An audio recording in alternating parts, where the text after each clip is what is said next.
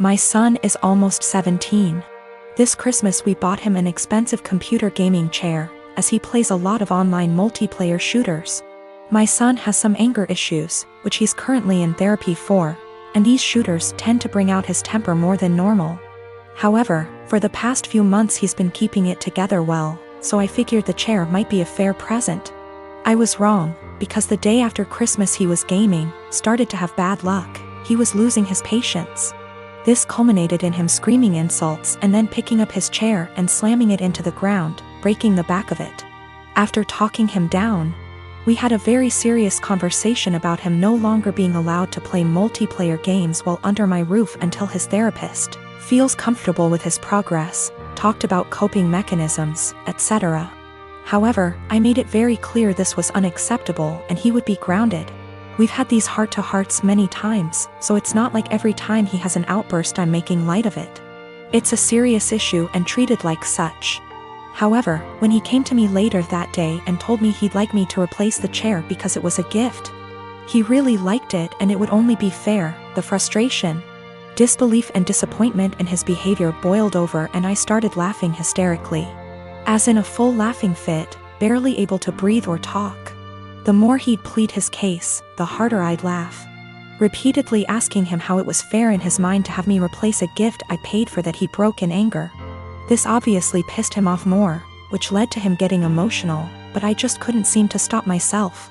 I tried walking out of the room and asking him to drop it, but every time he'd say, "But I need a chair." Or, "What am I supposed to do now?" I'd laugh again. I tried explaining that I'm not laughing at his feelings. I'm laughing at how absurd it is for him as a teenager to expect me to replace he can't be bothered to treat with respect, and then whine about it when he broke it. He's still pissed about it, and feels slighted. I feel bad for laughing, and honestly wonder if I had some sort of mini stress break myself. Because it's never happened before and I couldn't seem to stop. But at the same time, I stand by the fact that his request was ridiculous enough to make most people want to laugh. I am currently divorced from my ex Thomas of 30 years. We ended up seeing a lawyer to help with dividing stuff. Everything was pretty much wrapped up till he said he no longer wanted any part of our kids' lives. I didn't argue with him about it since I already know what it's like having a parent who doesn't want you around, or wants to be in your life. I asked what he wanted me to tell the kids and he just said, "Whatever you think is best, I don't care. I don't want to parent anymore." Everything was in agreement and signed with no fuss. A few weeks later I get a call from my ex-mill asking if we could meet each other. When I came over she broke down crying and begging to let my ex see his kids again.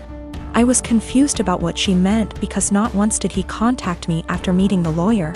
She went on about how my ex said he really missed them and that I was just a petty B*TCH for taking full custody. Also that he was crying for days about it.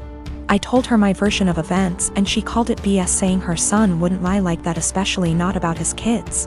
Then I decided to call him in front of her. He didn't know she and I were meeting that day. I said, "Hey, has a soccer game in a few days," which he did, and I was wondering if you wanted to go? I know he'd really love it and be happy to see you. He instantly said no. I already said I'm not doing this anymore. I asked, "Well, how do you think this is going to affect Denise, his mom?"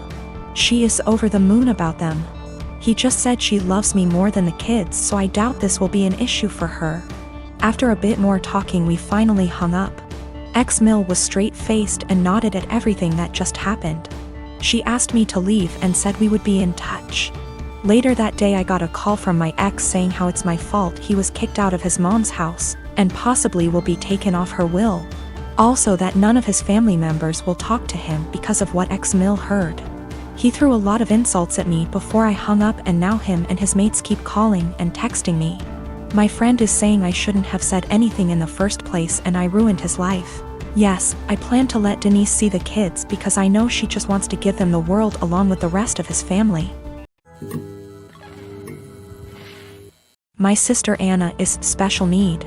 She has severe autism, and while she is verbal, most of her communication is physical, like sign language, due to her social discomfort. She does speak around family though and has pretty bad cognitive skills. She can't comprehend boundaries and lives with our parents, so they can best watch her. I am getting married in 3 months. We planned a simple wedding and reception at my fiancé Michael's parents' barn and farm. Since it's all gonna be DIY and we aren't planning anything too expensive, we can do things pretty quickly since flowers, food, and decor will be provided by his family. I sent out invites last week and I asked that Anna not come. I told my parents I understood that would mean they may not show up, but it was just a heads up. Why no Anna? She has an issue with touching Michael and trying to kiss him. At times when we were at my parents' house, Anna would try and grab Michael's hands, try to lean in to kiss him, or would have a really bad shutdowns if she wasn't allowed to be directly next to him. We've tried speaking to her, but there's only so much we can do when she doesn't really understand. I told my parents I just want one day for Michael to be my partner and not Anna's comfort person. They called me selfish and asked how I expected them to agree to something like this. They told me Anna is disabled and may never experience a wedding of her own, and while I have Michael for probably the rest of our lives, she'll have no one, and that Michael and I can be a little more understanding to the reality of her life. I feel like a total ass, and what they're saying has really gotten to me, and I'm starting to question my decision. My parents called me letting me know they won't be coming and that it's best I don't bring Michael around anymore since I've chosen some man over my sister. They told me that Anna wanting to kiss Michael and hug him is normal for a woman her age, and that she doesn't understand what her feelings mean. I suggested they try to redirect her during the wedding, but they said Michael is gonna be family to her and he needs to get over it. I suggested they watch the wedding via web, and they said that's not fair and that they deserve to see things in person. I asked if I could pay for someone with proper credentials to watch her that day while they attention, and they asked what I would do when they died, and if I'd pawn her off every time. I dropped the unfortunate truth bomb that I don't want to put any more of my life aside for Anna anymore. I did it up until I turned 18. And that Anna is not my life's responsibility and I won't be her keeper. I assured them I'd pay for her care, but if she's okay doing this to Michael, then I worry for if I ever do choose to have children and what she'd do to them. They said I was sick for suggesting she'd do anything to my future children and hung up on me. They sent a lengthy text telling me not to contact them until I could do the right thing. I've been with my fiancé for 3 years, 8 months engaged. We've had our ups and downs, but for the most part things have been pretty great, until she moved in 6 months ago.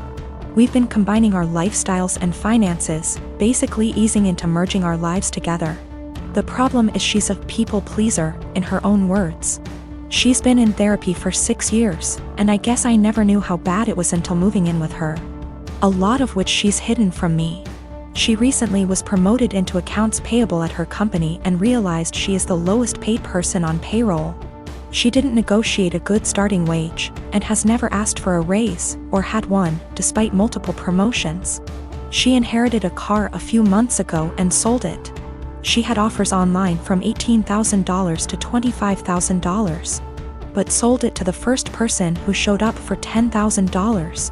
She caught someone stealing her bike at college. The woman stealing the bike managed to convince my fiancé that it was actually her bike, and my fiancé just let her take it, despite the fact that she caught the woman cutting her bike lock. Last spring was my 30th birthday and she ordered a giant chocolate cake for the party. The cake normally comes with nuts, but given my allergy for nuts, she ordered it without them. Well, when she went to pick it up and it had nuts on it, she just paid for it and brought it home. I couldn't even be in the same room as the cake. Which brings us to tomorrow. My father recently passed away and I need to fly to the other end of the country to get things sorted out with family, attend the funeral, etc. Meanwhile, we recently had a pipe burst in our home, and the contractors will be out tomorrow to fix it. My flight's at 6 a.m. and my fiancé will have to handle it, including all the negotiations because we don't know the extent of the damages. I've been giving it a lot of thought and I just don't trust my fiancé to handle it. And if I can't trust or rely on her to do something like this, how can we really be life partners? I mean, I trust that she is always looking out for me and has my best interest at heart, but I can't trust her to get things done. We've talked about it a few times before, but it's been unproductive. She's convinced she's just being nice and doesn't like confrontation, then brings up examples of extremely confrontational people. I think she puts her aversion to conflict above her / our long-term goals, and she needs to find a happy medium. She doesn't understand how negatively this is impacting her life. But at the same time, we've had some amazing years together and she really is a great person. We're compatible in almost every other way.